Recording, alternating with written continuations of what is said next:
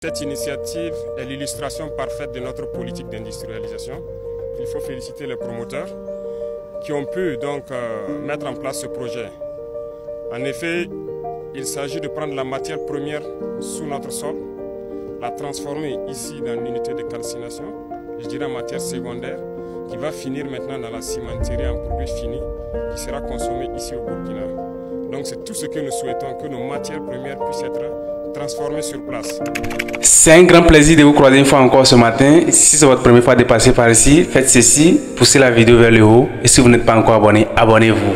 Ibrahim Traoré est venu au pouvoir en octobre 2022, si je ne me trompe pas. Et aujourd'hui, nous sommes en février 2025. Qu'a-t-il fait ce jeune président du Burkina Faso? Et pour moi, franchement, le président a fait en 2 ans quelque chose que les gens qui ont fait 12 ans, 13 ans au pouvoir, 20 ans, 30 ans, pas encore fait. Ce jeune président du Burkina Faso a fait des exploits. Qu'a-t-il fait? Amélioration des infrastructures routières. En 2024, plus précisément en avril, il a lancé un vaste programme d'aménagement et de réhabilitation et de bitumage des voies urbaines rurales visant à désenclaver les zones périphériques et à faciliter la mobilité des personnes et des biens. Quand quelqu'un fait quelque chose et c'est bon, nous devons dire que c'est bon. Quand c'est pas bon, on doit dire c'est pas bon pour aider la personne à se corriger. Et pour la personne que c'est bon, à aussi s'améliorer encore plus pour donner le meilleur de soi-même. Oui les gars, Ibrahim Traoré fait un travail exceptionnel au Burkina Faso actuellement. Et d'ici peu de temps, en tout cas selon mes analyses, selon mes statistiques personnelles à moi, d'ici 2030, les gens vont chercher à quitter leur propre pays pour immigrer au Burkina Faso. Ça, je ne vous dis pas de me croire, mais c'est ce qui va arriver d'ici 2030. Croyez-moi ou pas, c'est ce qui va arriver. Dites-moi dans les commentaires ce que vous pensez aussi, parce que chacun est libre de s'exprimer, mais soyez courtois, bien évidemment. Seulement en 2 ans de pouvoir, il a réussi à lancer un programme d'industrialisation locale. Waouh, que c'est merveilleux! En août 2024, il a supervisé l'extension de l'usine de production de ciment et de la société Ciment de l'Afrique, CIMAF, à Ouagadougou, incluant une unité de production d'argile calcinée et une centrale solaire afin de transformer localement les matières premières et réduire les coûts de promotion.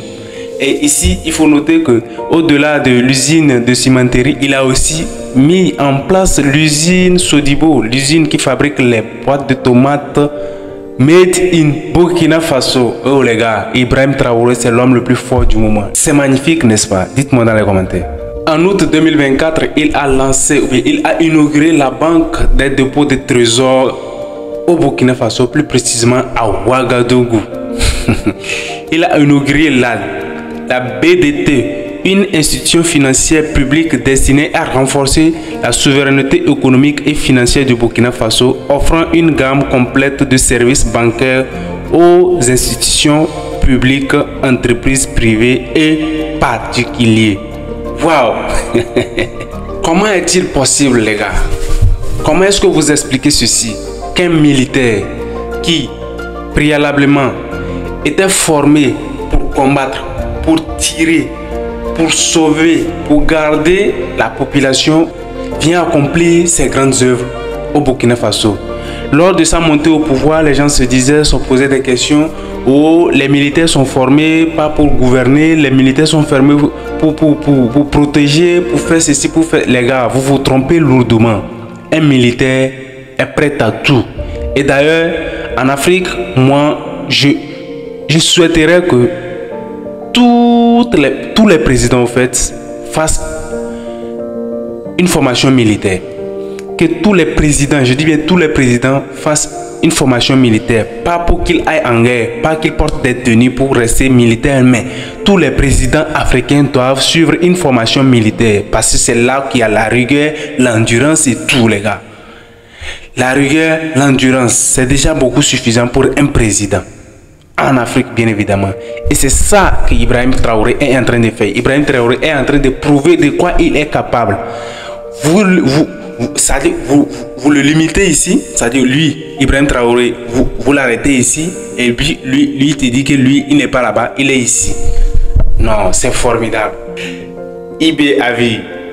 Ibrahim Traoré a aussi renforcé la capacité militaire. Le Burkina Faso a acquis des drones turcs et des avions russes pour améliorer la capacité de surveillance et de frapper contre le groupe djihadiste, illustrant une diversification de ses partenaires militaires. Ah oui, c'est normal.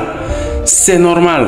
Depuis un certain moment, les djihadistes, les terroristes gangrènent sur le territoire burkinabé.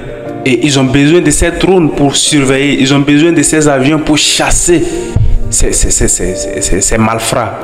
Pour les éliminer au fait et donner la paix à la population burkinabé. Ils méritent la paix, ils méritent la sécurité dans leur pays et vivre en paix. Et Ibrahim Traoré allait encore plus loin. Il a instauré une révision des permis miniers.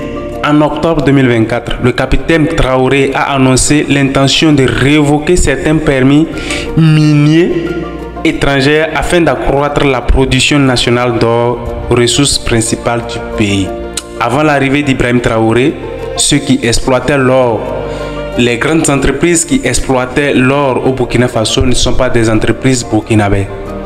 Burkinabées si vous voulez. Ce sont des entreprises étrangères. Alors, il a dit qu'il va réviser ça pour donner de l'économie, pour que ces impôts restent ici au pays et accroître aussi l'économie nationale. Mais il faut noter que malgré ça, malgré ces tentatives, le Burkina Faso continue à faire face à des défis sécuritaires qu'il faut toujours relever. Voilà pourquoi l'Afrique doit se mettre ensemble. L'Afrique doit évoluer ensemble. Malheureusement, c'est parce qu'il se passe ici, en Afrique. Lorsque tu vois quelqu'un évoluer, on a du mal à le suivre. Je crois que l'Afrique doit suivre l'exemple du Burkina Faso. Le Burkina Faso est en train de traverser une période très difficile. Alors, tous les pays de l'Afrique devaient le soutenir. Mais ce n'était pas ça. On avait entendu parler des sanctions de la CEDEAO ici. Malheureusement, c'est ce qui est le problème des Africains. Quand un Africain est dans la difficulté, la personne qui va chercher encore, c'est-à-dire des problèmes à la personne, c'est un Africain. Au lieu que ce soit un Africain qui lui vient en aide pour l'aider à sortir de ce trou, on l'aide à s'enfoncer. Et c'est ce qu'on a vu avec la CEDEAO, des sanctions, le Nigeria, bref, ces pays que vous connaissez, ont décidé de mettre à terre le Burkina Faso alors qu'il faut l'aider à se lever de ça. Il y a un dicton qui dit que la main qui s'élève elle-même. Si tu tiens la main de quelqu'un, tu fais comme ça pour élever la main de la personne, sache que c'est toi-même qui s'élève. Ce n'est pas la main de la personne seulement que tu élèves, mais tu t'élèves toi-même. Pourquoi ne pas se mettre ensemble? L'Africain n'aime pas se mettre ensemble. Oui, on le dit souvent et ça ne change pas, mais ça doit changer cette fois-ci.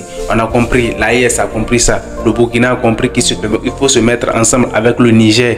Le Niger a compris qu'il faut se mettre ensemble avec le Mali. Et le Mali a compris qu'il faut se mettre ensemble avec le Burkina Faso. Et ceci, ça commence par venir. C'est ainsi que nous pouvons avancer et libérer l'Afrique pour que l'Afrique soit totalement libre. À vous les autres pays de juger et de voir si vous pouvez rejoindre l'AES et rejoindre l'AES. C'est phénoménal les espoirs de Ibrahim Traoré, et Ibrahim Traoré devait être un président respecté partout dans le monde. D'ailleurs, il est déjà, mais nous devons le valoriser, nous devons l'apporter encore de l'aide. Généralement en Afrique, quand on vient au pouvoir, c'est pour d'abord chercher à remplir ses propres poches. C'est pour chercher à avoir un compte bancaire là où vous connaissez.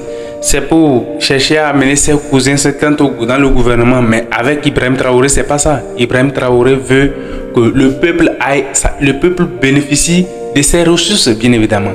Donc, voilà pourquoi il faut reconnaître les bienfaits, il faut reconnaître les efforts d'Ibrahim Traoré et le traiter à juste titre et valeur. Ibrahim Traoré, tu mérites le soutien de nos ancêtres, tu mérites le soutien de nous qui sommes là. Dites-moi dans les commentaires ce que Ibrahim Traoré a fait en 2 ans.